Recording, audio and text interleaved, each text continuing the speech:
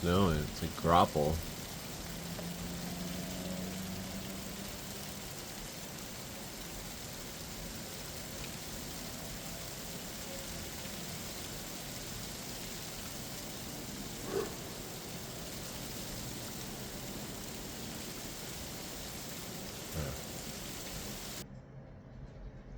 Mid-February 2025.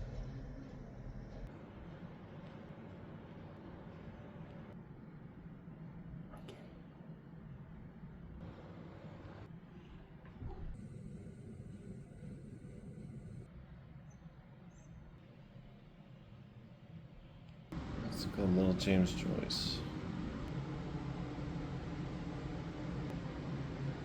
Well, that's Joyce. Let's see, what to even look at first here?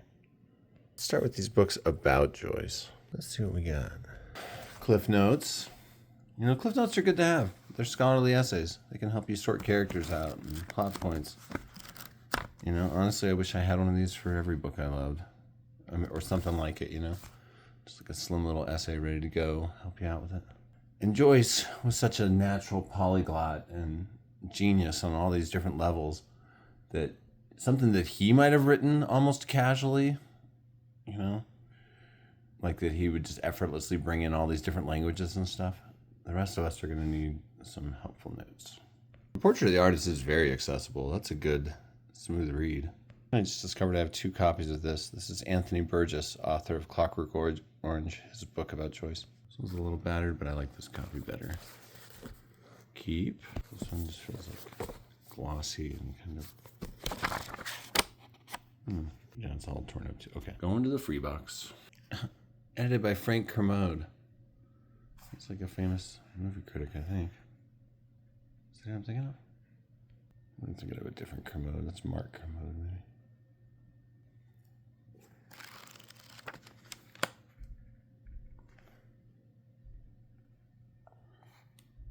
This was NMSU's for a while. Sorry, I thought it was paused. Why is this video only 2 minutes long already? I feel like I've been talking for longer than that. Strange. Anyway, this is a beautiful book. I like this from NMSU's library. I spent a lot of time in those amazing stacks, super cinematic stacks at NMSU. Just this like giant library built out of cages. One of those old school places of learning. Had many profound experiences sitting with books on the floors of those. Guess this lived there too at one point. Oh, this is such a cool thing to have. When I was reading Ulysses recently, I was leafing through here. It's cool to have pictures of specific things, like the stone tower that Ulysses starts at. Come up, Kinch, you fearsome Jesuit. This is where that happened. Book about Yeats and Joyce. Reading modern Irish literature. Hey, cool. This is like the famous Joyce biography. Used to have a much bigger copy of it, but it had a weird stain on it, so it went away forever. But when I read a biography of Joyce and all his work along with it, after Dostoevsky and Virginia Woolf, this will be the biography I read. Anthony Burgess was apparently a big fan of Joyce. Here's a book he did on visuals. Yeah, Joyce's work has this interesting additional element to it, that he was capturing reality in the ephemeral. And readers of him really latch on. I took a James Joyce class and we read Ulysses with the whole class, and the teacher seemed really fascinated by that, like that you could find real things from everything he mentions in the text. I didn't always love that approach in the class. Like, yeah, he mentioned a real candy bar. Can we move on? But still. And here's a stack of things Joyce wrote that aren't the standards. The Stephen Hero, this is an early version of Portrait of the Artist as a young man that's so essentially different that it's basically a second book. Stephen Hero is an early version of James Joyce's famous A Portrait of the Artist as a Young Man, originally rejected as indecent. This version is more discursive and personal than a portrait. This edition of Stephen Hero for the first time printed the 5 missing pages of the novel found among the papers in the Joyce collection. The Cornell University Library. This, I decided, is going to go into the paperback case. It's a collection of Irish writers, and Joyce is just a part of it. It's perfect for that. It should totally be on there. Here's Joyce's critical writings. These are like odds and ends. I love when this happens with really famous writers, when all the scraps get collected and a complete picture is begun to be assembled, you know? This is like a beautiful artifact of a book, too. Look at this thing. Dang. 1963. 68. Look at the sorts of writings he has. Trust Not Appearances, 1896. Wow. Study of Languages, 1898-99, question mark. Ibsen's New Drama, neat. Gotta remember that when I read some Ibsen. Soul of Ireland, Aristotle on Education. A ne'er-do-well. Gotta love a ne'er-do-well. As Gary Goldman, the comedian, says, how often do they do well? Ne'er. Shakespeare Explained. Okay, speaking of Mr. Shakespeare. James Clarence Mangan. Oscar Wilde. Bernard Shaw. William Blake. Cool. Huh? Hardy. Svevo. Pound. More on Ibsen's Ghosts. And this is one of those awesome Penguin anthologies. I'd kind of like to own all of Penguin's such books. I love these collections. Great to take an author and be like, let's do a survey. Anthology type thing. It's got Dubliners. It's got Portrait of the Artist, if it's the whole thing. It's got some poems. Exiles. And it's got excerpts from Ulysses and Finnegan's Wake. Wow. This would probably be a great way to get introduced to Joyce. You'd have a good breadth of knowledge about his work just reading this. I might bring this on a vacation someday if I ever take a vacation. So we've got, these are all Dubliners. This is going in with the paperback books. I just brought this back in here. Those two will be on the paperback case and as part of all that. But I also have this very nice copy of Dubliners. I've read this copy before. I think The Dead is the real star of this collection. The Dead is just its own amazing thing. It's kind of a perfect short story. It's so good. I've read and taught The Dead so many times that I'm just like, that's just a high point of the short story form. It's fantastic. There's nothing quite like it. I'm reminded of it all the time. And I've read it with for-profit college students in New Mexico, and they saw their lives in it, in this old-timey Irish thing. Amazing. There's other good stories in here, too. And Joyce has this, like, MCU collected universe thing with characters from all his books turning up in each other. It's crazy. Here's the Dubliners with scholarly commentary and annotations. I swear, sometimes it's just like you could put anything on your cover. Let's find something really dull. It is a kind of a beautiful image, and it's simple and so on, but it's like hotel art or something. There's a fantastic little edition of Dubliners with text criticism and notes. Look how robust this thing is. The Viking Critical Library. Wait, is that what it says? Malcolm Cowley, general editor. Huh. Vikings have been much cooler since they quit attacking France and started publishing collections of scholarly works. Here's a hardcover collection. I have this because it's got chamber music, Joyce's poems, which are surprisingly hard to find. Don't do a lot for me personally, you know? Rhymey stuff that sounds like it could be song lyrics from rural Ireland or something. Yeah, you know. Sometimes poetry is beyond age and aging and so on. I don't doubt that if you spent time with any one of these, you could find some depth there, get something out of it. Find the wavelength the author was on back in the day. And of course, having a poetic sensibility must have helped his prose, you know. My friend Doug was like, do you just collect the same book of books that you like? Why do you have so many of all these James Joyce books? I'm like, well, yeah. Well, when you talk about works like this, like every one of these is going to have different criticism and introductions, and I like the different editions.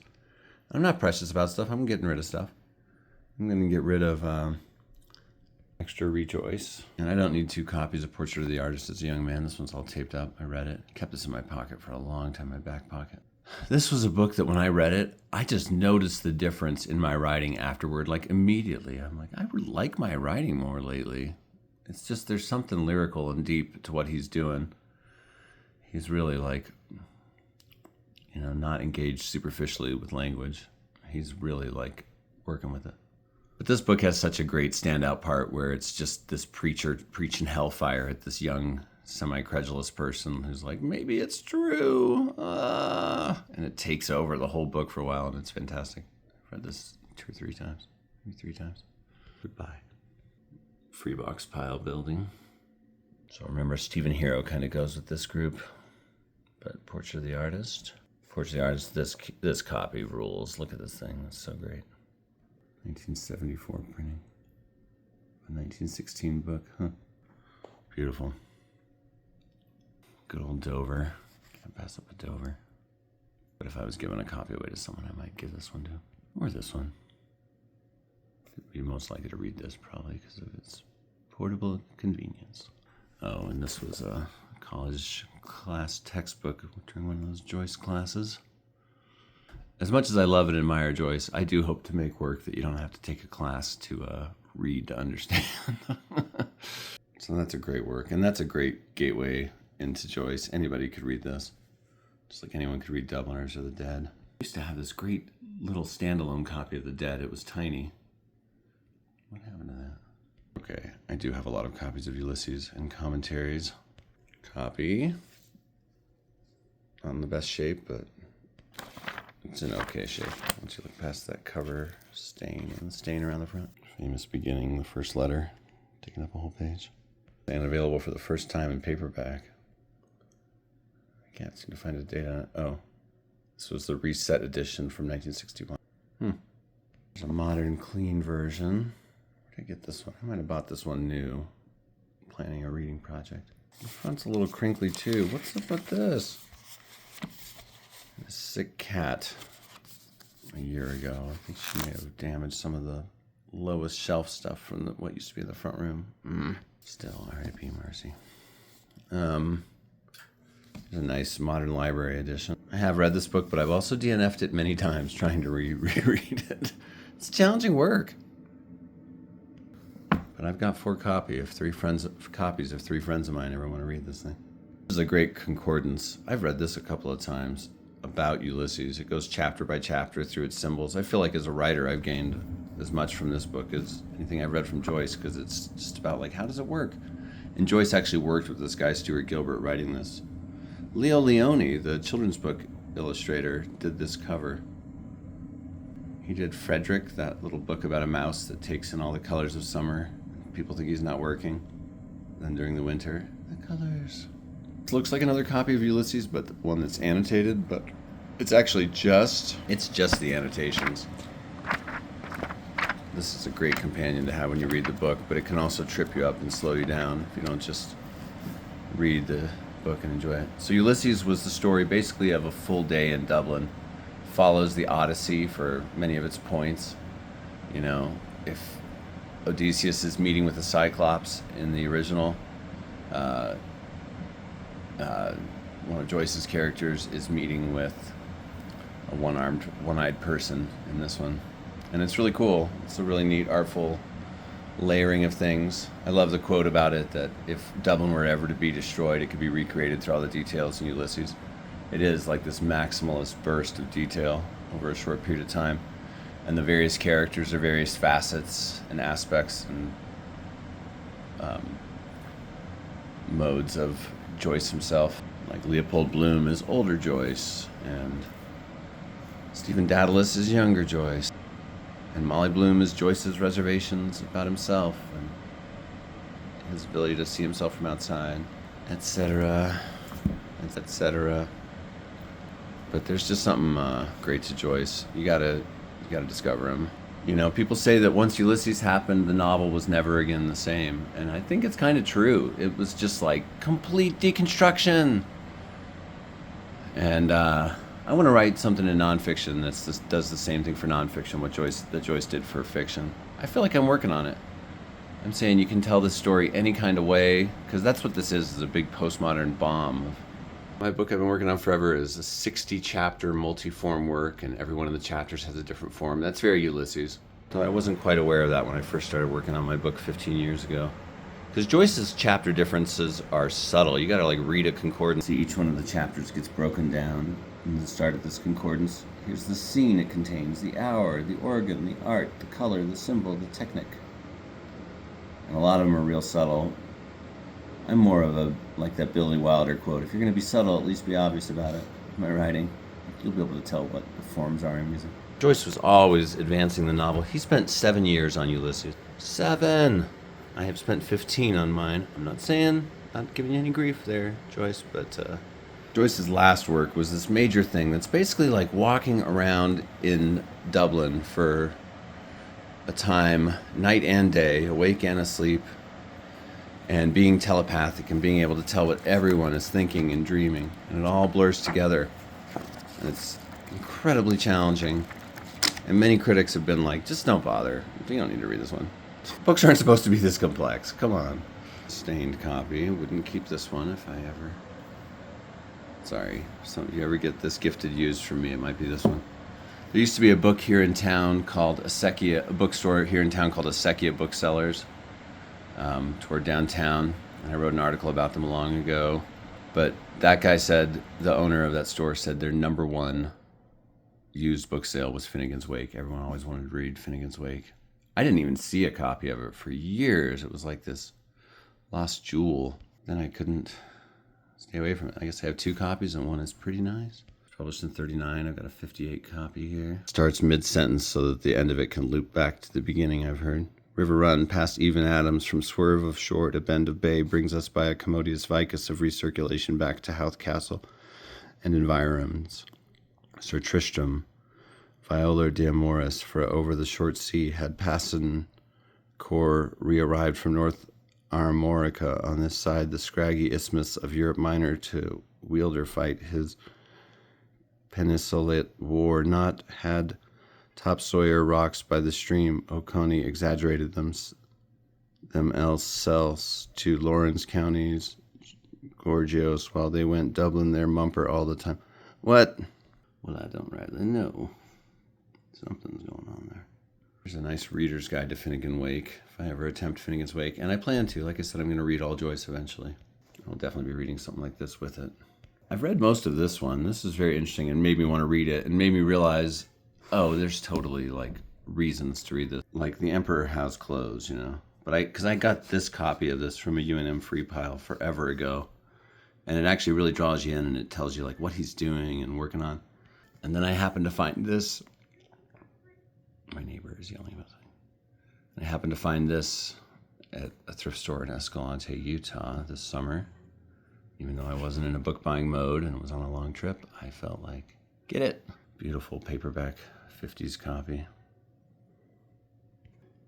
I don't think anyone would try reading Finnegan's Wake without some sort of a key to it. I really wish my neighbors would stop yelling. It's a 66 copy, huh? Introduction to a Strange Subject. That's a good title. Running riddle and fluid answer. Finnegan's Wake is a mighty allegory of the fall and resurrection of mankind. It is a strange book, a compound of fable, symphony, and nightmare, a monstrous enigma beckoning imperiously from the shadowy pits of sleep. It makes it sound like it's very, very much about the dreams. And I think I have heard like Ulysses called like the daylight work and Finnegan's Wake being the nighttime one. But, you know, you gotta give it to Joyce for just being so ambitious and interesting. There's another Tonke brick that's been sharing the case. For more on that. And such bricks, watch the PG Woodhouse video. Oh, this beautiful little thing. After my sister Leanne died, my parents both thought they were seeing little bluebirds everywhere, and they felt like it was her. They started getting little bluebird knickknacks everywhere. And this is the sole survivor of many over the years. James Joyce. He's a good writer. Got to reckon with him. You want to work with the novel? You got to think about Joyce. Windy outside. Windy outside. How much of this video I actually filmed and how much was just the pause button being on and me talking. Did I mention all these? Did I look at all of them? Who knows? Home on the paperback case. Joyce is one of those writers that you could read nobody else but Joyce and it would really improve your writing. I mean, you could really obsess. And there's scholars that do. I like and respect his work, and I guess I love it on some level, but I don't love it like I love Dostoevsky. Someone where I feel real warmth in my fandom. Mine is more like admiration and respect for an intellect. And I'm sure others feel differently, but that's what Joyce makes me feel. He's a real Ivan Karamazov, if you ask me. And Ivan Karamazov is great. He's brilliant. But he's not complete without his family. Restored and cleaned up a little bit. I think I could honestly get all Joyce down to a single case. Joyce just went from a shelf to a shelf and a half, and I think that's fine. No, from a shelf and a half to a shelf. It's nice. That's perfect. That means Virginia Woolf gets her own shelf that she shares with a brick and a bird. Free box or two in Albuquerque's about to get all this, so look for those. Probably be hitting the east side, the free boxes on Tramway with these. Don't need water damage stuff. Or doubles, usually. Anyway, and no, I do love James Joyce. I've really come to be grateful for him and his place in literature in my collection. The collection. All right, y'all take care. There's only one single author case left after this. And it's my personal favorite, Fyodor Dostoevsky. Next time on The Collection.